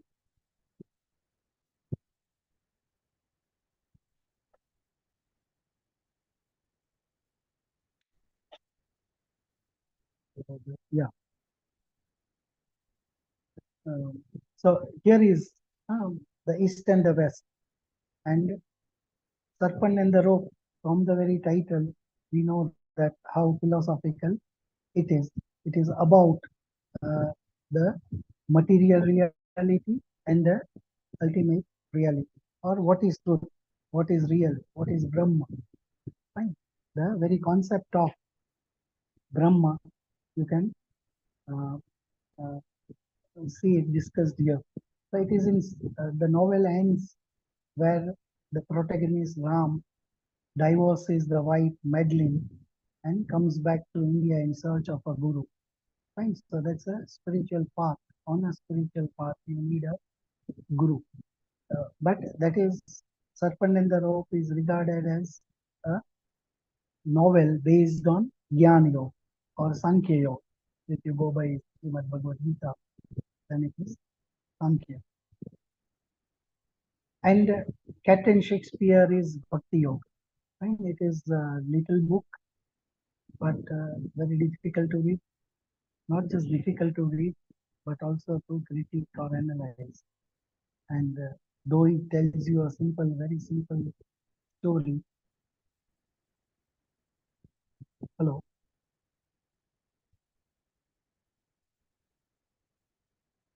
Hello. Is it well connected? Yes, Yes, sir. sir. Connected. Okay. There was something else popping on the screen. So, Captain Shakespeare is based on Bhakti Yoga. So you can see the three main uh, yogs and connect it with Kantapura, Sarpan and the Rope and Captain Shakespeare. That is Karma Yoga, Sankhya Yoga or Gyan Yoga and Bhakti Yoga. The next is Comrade Kirillov, 1976. This is critique of Marxism, Comrade Kirillov, and a very well done little book. It could be regarded as a novel or shorter than Captain Shakespeare, but a critique of the Marxist ideology where Krishna, the character from India, does not convert to any religion but ideology.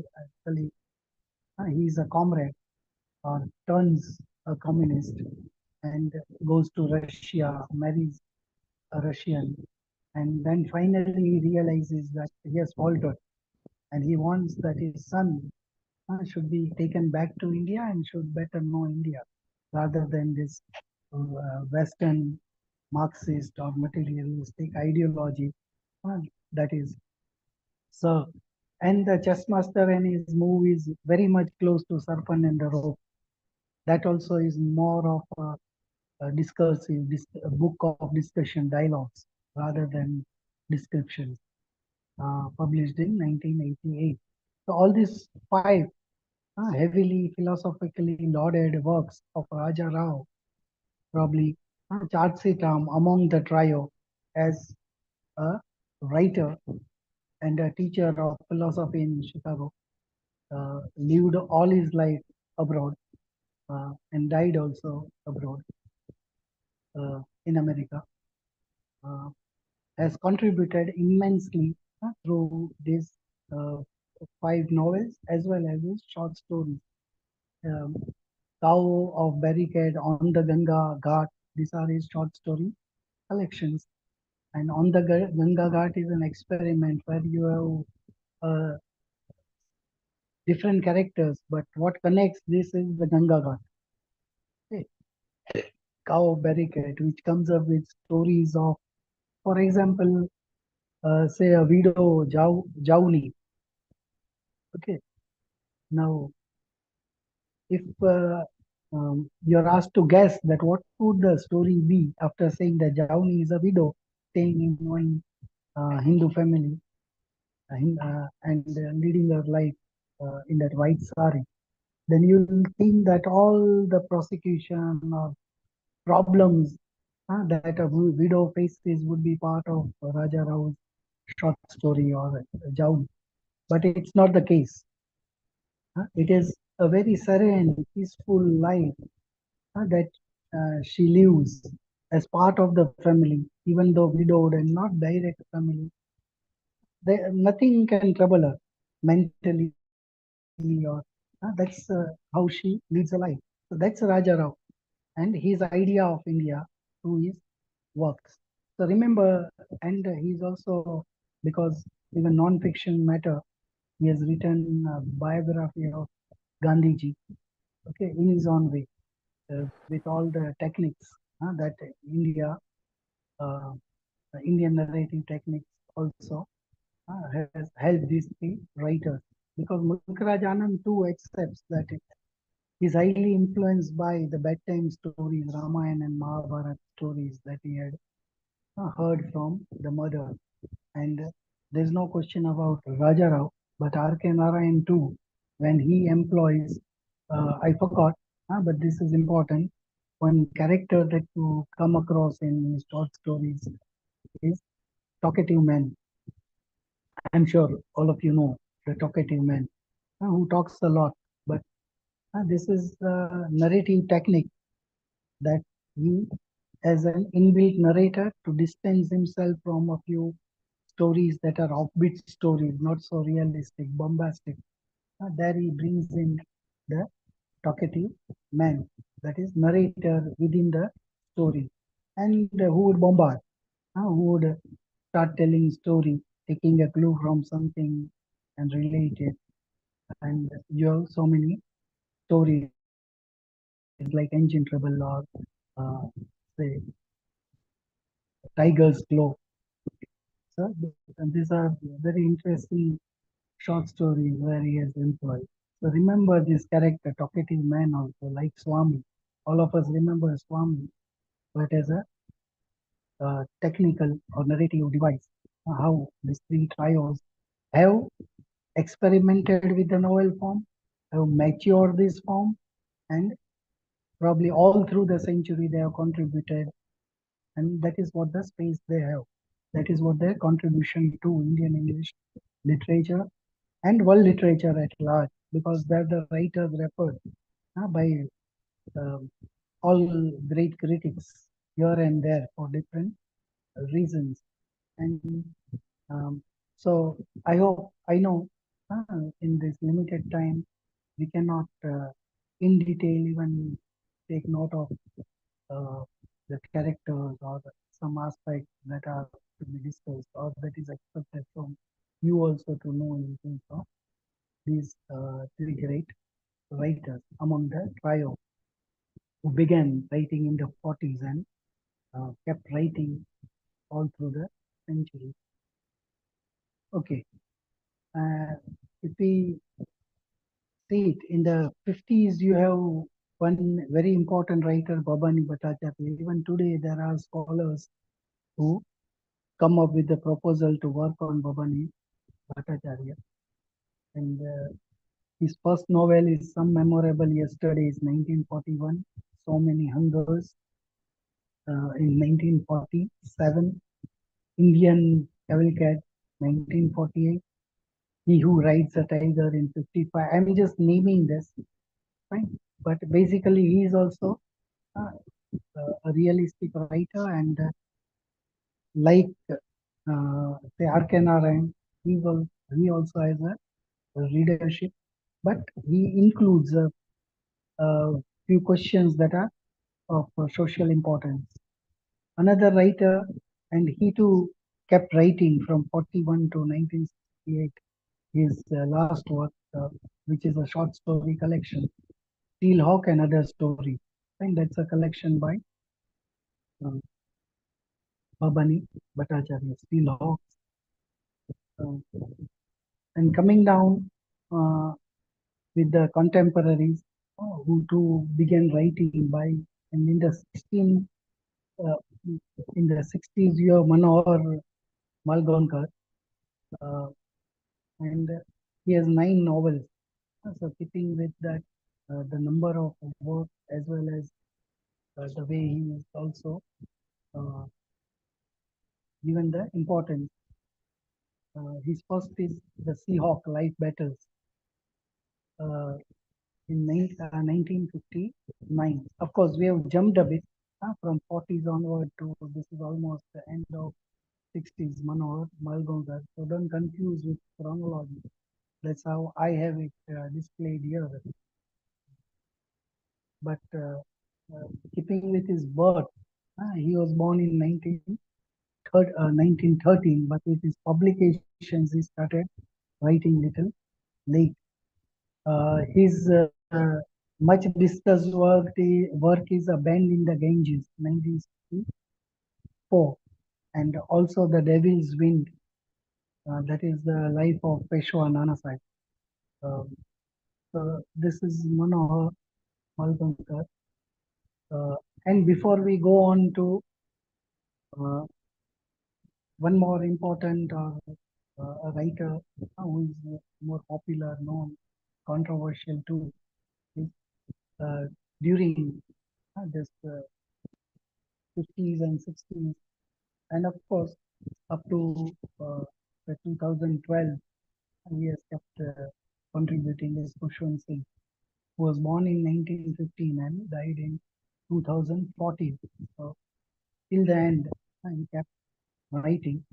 Um, so Kushwant Singh was in the Indian Foreign Service. He was with All India Radio, also was with National Herald. Uh, you know this, now in controversy, and there is a case on National Herald, but he accepted to be the editor of National Herald on request of then the Prime Minister Indira Gandhi. And his achievement with these magazines and journals was with the Illustrated Weekly of India, being the editor of Illustrated Weekly of India. And he's known for both novels as a novelist as well as a short story writer. And I'm sure with Kushwant Singh, the novel that comes to all our mind is partition novel, Train to Pakistan. And that was his first, Kushwant Singh, first novel, Train to Pakistan, which was also published in 1956. And now the adaptation is also available. Film adaptation Train to Pakistan available. Other works are I Shall Not Hear the Nightingale and Delhi, a novel, Company of Women. By the titles also, you can see that he is a writer who writes so openly, or you can say brings in even the sensual aspects so openly. Many of you might know of his short story where there is a character who uh, likes pinching women's butts. That's how he can come up with the Company of Women and the Sunset Club. These are other novels of his published in 1999 and Sunset Club in 2012. Uh, one of his collected stories of Kushwant Singh by Ravi Dayal is published, which is a compilation of all his works. Okay, now there is a writer which we cannot miss, but he has given us just one work, and that is G.V. Desani. And the work is none other than All About H. Hatter, which was published in 1948. I did say while discussing the earlier three writers, the contemporaries, that I was skipped. The reason was that this very seminal, important writer as G.V. Desani, which is All About H. Hatter, published with the independence, Indian independence, and was being written through the Second World War and published in 48 after the World War and the eve of Indian not you, but a year after 1947, in 1948, all about H. Hatter. It is an experimental novel. I'm sure some of you might have read it because it was in the syllabus. Or it is like Ulysses, no one reads. A book that no one reads but is much discussed. Or like Westland, much discussed work because of the experimentation that has gone into all about H. Hatter. What is it like? Then what is the experiment? It is with language basically. Okay. Later on, when we turn to Salman Rushdie, we use say chutneyfication and all. But Salman Rushdie himself acknowledges the influence, great influence, he says, of G.V. Desani in his writings. And this influence is the language, the experiment, Indianizing what we call English.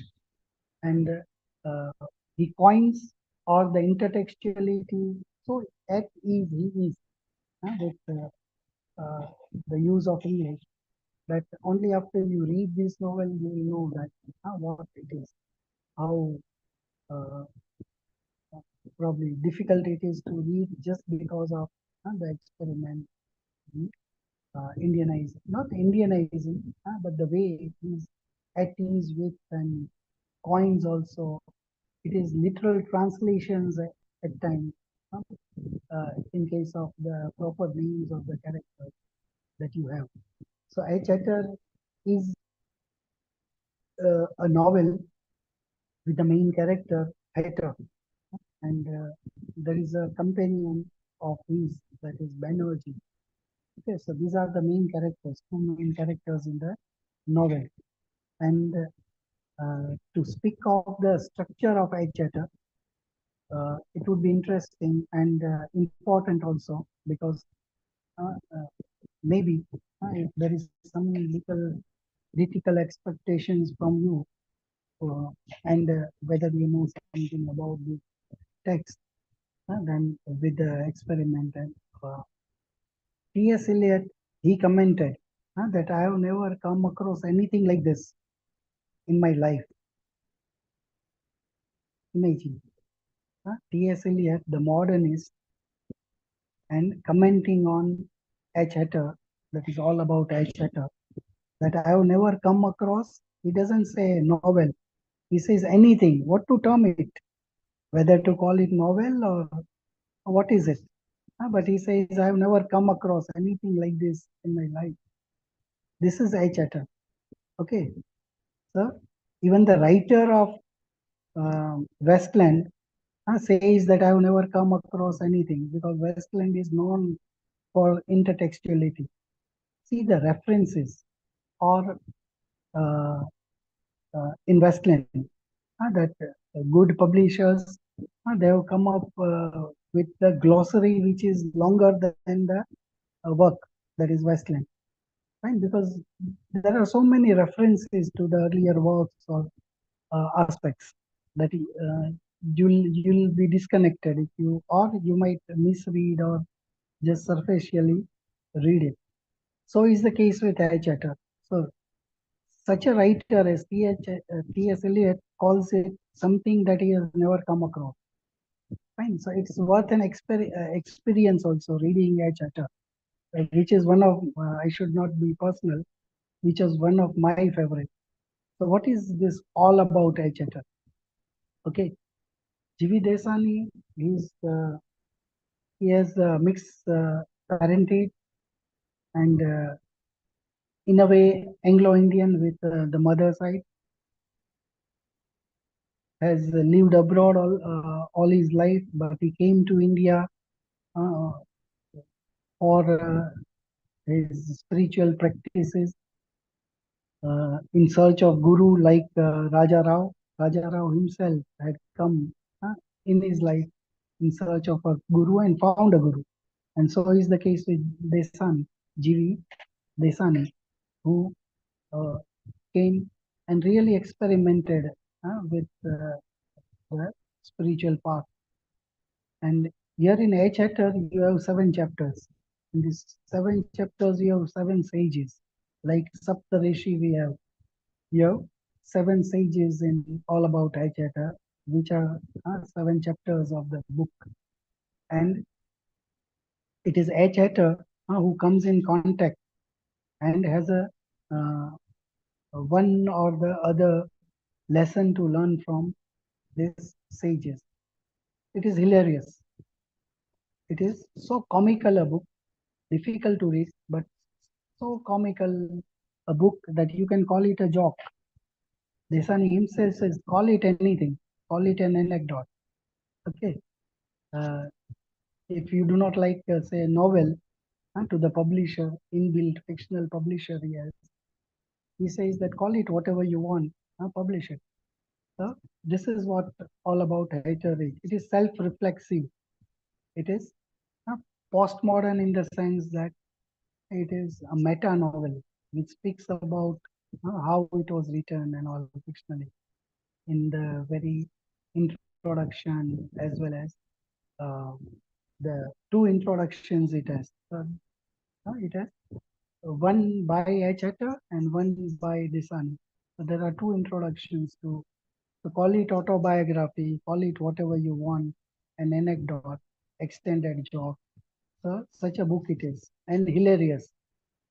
And whenever I think of all about H. Hatter, I pick up all about H. Hatter. It draws or takes me back to Don Quixote, Cervantes' 16th century Spanish novel, Don Quixote.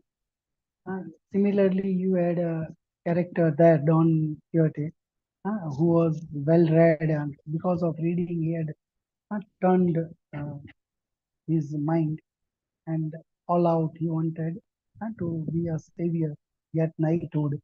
And there, if you remember, there is a companion always, because all knights would have a servant or a barber with them. There, just like H. Hatter is our Banerjee, there you have Sancho Panza, the character, who he goes back to now and again whenever in trouble. Here too, H. Hatter goes to Banerjee whenever he's in trouble. And he adds to his trouble. That's a different story. But structure-wise, it is very important work. The way all the chapters are narrated. For example, all chapters have a very common pattern of narration. The first is the digest, a paragraph or simply a few lines, which are like our good shlok. And then you have a section where there is narration of the sage, okay, and whatever with some or the other disciple. But finally, you have the life experience. Fine. So this is how these chapters are divided. And in life experience, he encounters one or the other sage. So just go through it. Fine. Even if it is simple search on H. Hatter, you'll find the structure and you'll better understand if you give little time that how it is started. Okay. So from life, because life is the teacher, life is the real guru, and from our experience we learn.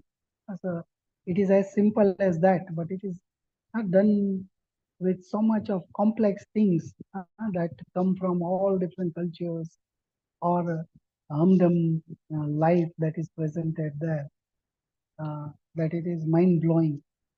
Okay, so that was G.V. Desani is all about H. Hatter and written in 1948. Keep this work in mind. The other writers, of course, uh, who are writing in the 80s and hello, anything? Sir, Yes, may I interrupt you for a minute, sir? please. Sir, it's almost 4:27. So, Acha, time out. yes, sir. Okay, well, what can we do? Because the major writers are now to come Should I mention and then people can? Yes, sir. Chaman Nehal, Anita Desai, who are who start writing Cry the Peacock and all in 1963. Anita Desai, who is a mother of Kiran Desai, who has won Booker's uh, uh, for the inheritance of loss. Then you have Nayantara Saigal from Nehru family, uh, and she is a writer, woman writer from a political family, and writes also novels which are political novels as well as memoirs and all that she has.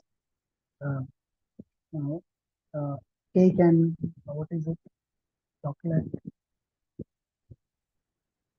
That is her memoir from the prison. And Time to Be Happy, 1963, Time of the Morning. These are Beach Like Us is a well-known work by her, written in 85. And she also is a living writer. So now we are coming to gradually coming to the writers who might be, of course, Ruth Pravar Javwala, uh, who is a Jew and considered Indian English writer, uh, and known for her Booker's Prize, Heat and Dust, which is also very seminal work. Heat and Dust is also a film adapted as film, and she too has as many as 12 novels with power. You have V.S. Naipaul, the Nobel and Booker's winner, Booker's in 2018 and Nobel in 71. V.S. Naipaul, a British Caribbean writer, uh, and known for non-fictional works too. A Wounded Civilization and India, A Million Mutinies Now. These are non-fictional works. But A House for Mr. Viswa, not the first work, published in 1961, probably is one of his works that is usually prescribed also in the universities. Other works that began with the Mystic Nature 1957 up to the Magic Seeds in 2004 is so what remains is of course Vikram Sheth, Amitav Ghosh and Salman Rushdie. I don't know whether I could have some session on this 1 hour on these three writers. If you feel the organizers as well as the participants, we can just discuss these writers, their works, and basic aspects that might connect you to or even interest you to know more about these writers.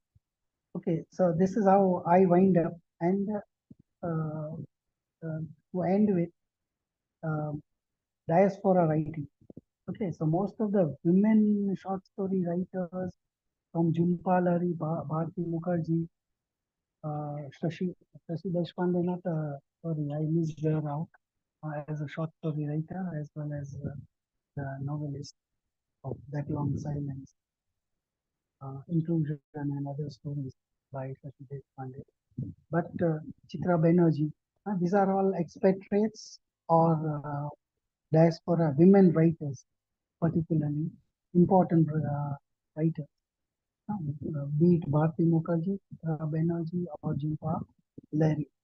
They should be referred to, or you should at least have some idea about their work, publications, and but naturally, when we say diaspora writers, their issues or thematically would be about the immigrants and their problems. Okay, like alienation or cultural hanging, routines and reroutine, uprooting. This would be the issues. And when there are women writers, there will be women characters and specific problems like marriage. So arranged marriage, for example, Chitra Banerjee. It's a title you can remember just like that. That how because even to migrate, go abroad, at times marriage is a way out. that you marry a person with green card, you are there. So, but what is this arranged marriage and what it brings when in a all together alien place where you want to root. Very interesting. These all writers are. So just go through briefly, and if time permits or organizers have time, you have so many periods and writings to cover.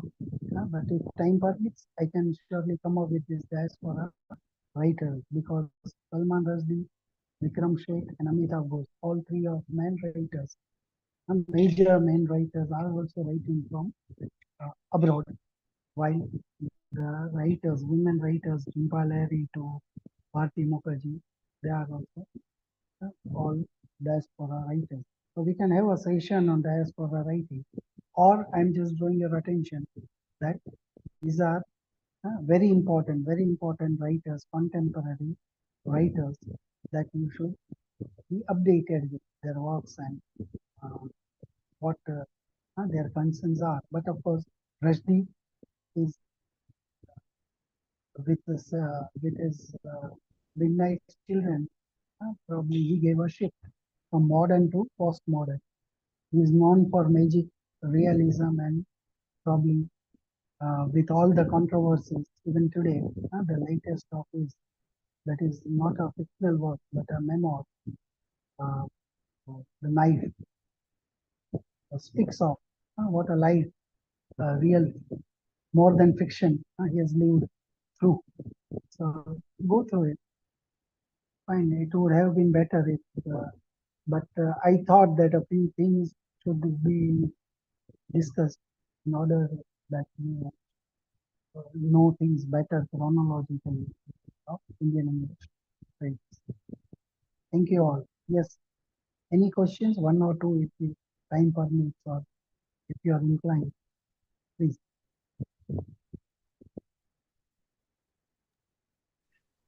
Thank you so much, sir, for your time and for the informative session on behalf of the department. If there is any question, please ask to sir.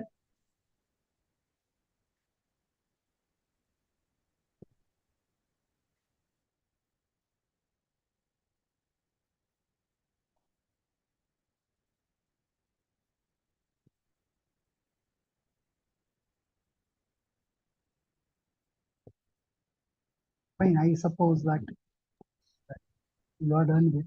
I really forgot this last hour. I could not keep with the time. Very sorry, but happy that you could be, even if it was virtue, at least you could meet. Then should Thank we you, call it sir. a day? Yeah, sir, Okay. because Nice. it seems so that there are no questions from Yes, the yes, yes, yes. participants. Thank you. Thank you Thank for you, the sir. invitation and an opportunity to be with you all. Thank you. Sir, Yes, please. there are question in chat box, sir. Okay. The first one is, how do you see the future position of Indian English literature on par with world literature? Okay. When you speak of world literature, you are coming down to comparative. Right? Uh, so just as today, if you see, then the best of the writers are from writing from different cultures rather than English writers. So be it Caribbean writers from New Zealand, Australia, Canadian, South African, Nigerian, Indian writers. Fine. So when we think of the future, probably the life and the way we are responding to the reality, that is also part of our confluence with the West. And if Ruskin Bond says that there is ample, because we are in a society uh, that has a scope, and that is a living, teeming a life that we lead, that it is unexhaustible.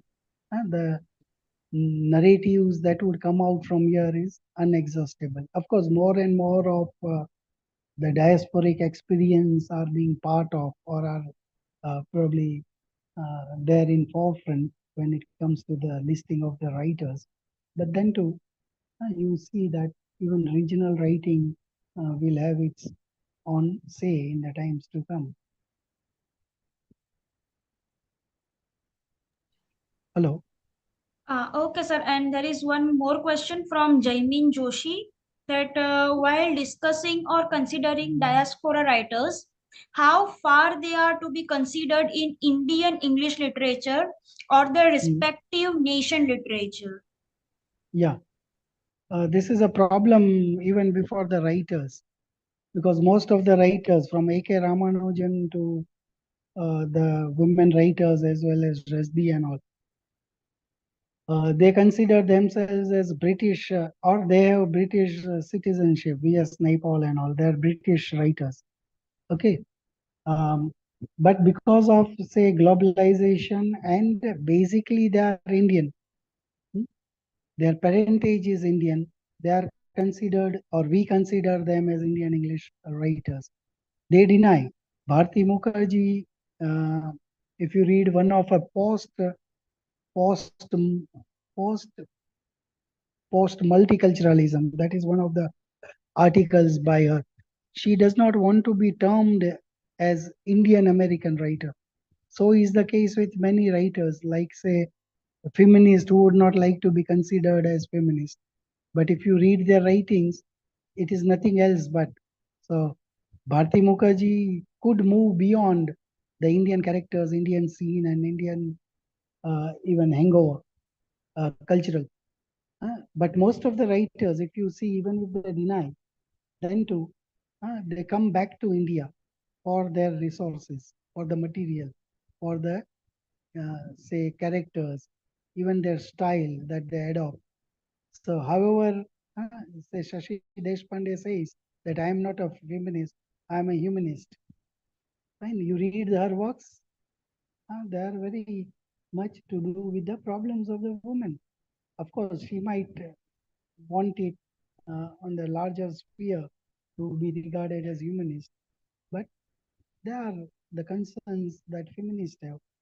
So is the case with diaspora writers, born even if it is second generation writers, then too they come back to India, and that is what is the case with the Ruskin Bond, who is not Indian racially, but born Indian and being here, he is Indian.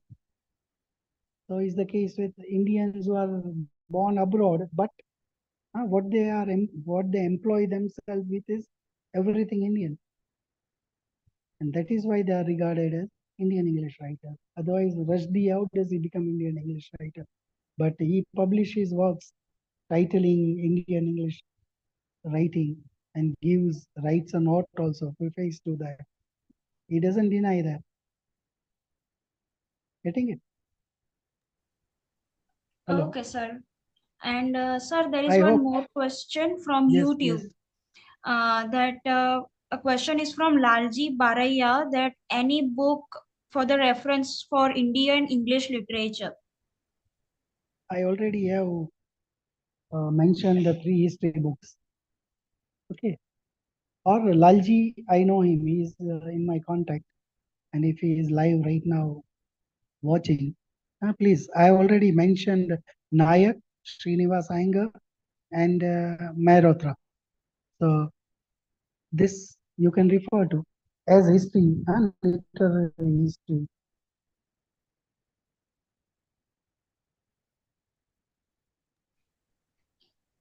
Yes, please. Okay, sir. Okay, sir. We are done with the question answers. Thank you. Thank you, sir. Okay, and regards to your teachers. Sure, Okay. sir. Parul madam particularly took trouble to connect, and thank you. Thank you, sir. Thank you all.